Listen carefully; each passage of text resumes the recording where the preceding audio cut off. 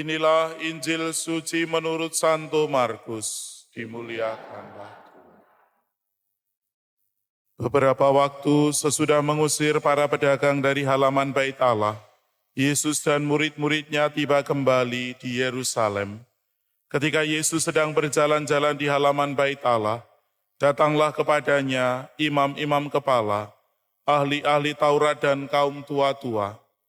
Mereka bertanya kepada Yesus, "Dengan kuasa manakah engkau melakukan hal-hal itu? Dan siapakah yang memberikan kuasa itu kepadamu, sehingga engkau melakukan hal-hal itu?" Yesus menjawab mereka, "Aku akan mengajukan suatu pertanyaan kepada kalian. Jawablah aku dan aku akan mengatakan, dengan kuasa mana kulakukan hal-hal itu. Pembaptisan Yohanes itu dari surga atau dari manusia?" Jawablah. Mereka memperbincangkannya seraya berkata, "Jikalau kita katakan dari Allah, Ia akan berkata, 'Kalau begitu mengapa kalian tidak percaya kepadanya?'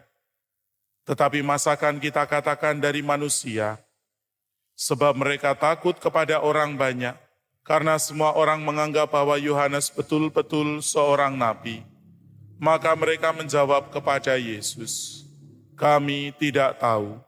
Maka kata Yesus kepada mereka, "Jikalau demikian, aku pun takkan mengatakan kepada kalian, dengan kuasa manakah aku melakukan hal-hal itu." Demikianlah sabda Tuhan. Terpujilah Kristus.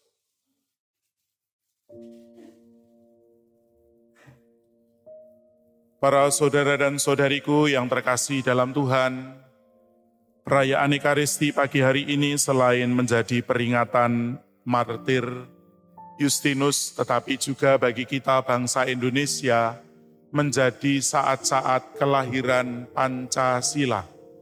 Pada waktu itu, sejauh yang saya baca menurut informasi, saat-saat kelahiran Pancasila adalah saat-saat ketika Soekarno mengatakan bahwa negara Indonesia yang akan merdeka membutuhkan suatu dasar. Awalnya disebut sebagai Pancadharma, tetapi berdasarkan pembicaraan dengan salah satu ahli bahasa pada akhirnya dalam rapat BPUPKI, kemudian Soekarno menyampaikan bahwa namanya bukan Pancadharma tetapi Pancasila. Kita membutuhkan dasar, kita membutuhkan asas yang diakui bersama dalam hidup bernegara.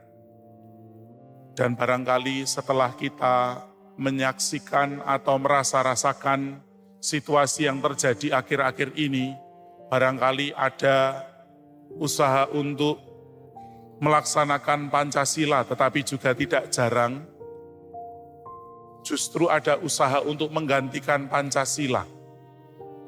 Terlebih karena tindakan-tindakan yang tidak baik. Beberapa waktu yang lalu kita mendengar bahwa di Tangerang Selatan terjadi salah satu peristiwa yang melukai asas dan dasar Pancasila, terutama dalam hidup beragama, toleransi, ketuhanan yang Maha Esa dihayati menurut satu cara tertentu yang dengan fanatik dan radikal menyakiti yang lain. Kemudian atas provokasi dari RT, namanya RT, itu berarti rukun tetangga, harusnya dengan tetangga rukun, tetapi justru menjadi provokator untuk menyerang salah satu kelompok yang sedang berdoa dan beribadat, ibadat rosario. Kita semua pada bacaan Injil ataupun juga bacaan pertama menyadari bahwa kesempatan untuk datang kepada Tuhan dalam doa dan ibadat, merasakan kuasa Tuhan adalah sebuah kesempatan untuk mengalami syukur atas kelahiran Pancasila dan juga syukur kita boleh berada di tempat ini, dilahirkan di Indonesia yang seharusnya memiliki aneka macam keragaman dan kita syukuri dalam hidup bersaudara dengan orang lain. Tetapi seperti halnya orang-orang Farisi, ahli Taurat, dan para tua-tua yang merasa tersinggung, merasa bahwa agama itu perlu dihayati dengan fanatik. Jika tidak mampu untuk menghayati agama maka berdosa, maka tidak layak.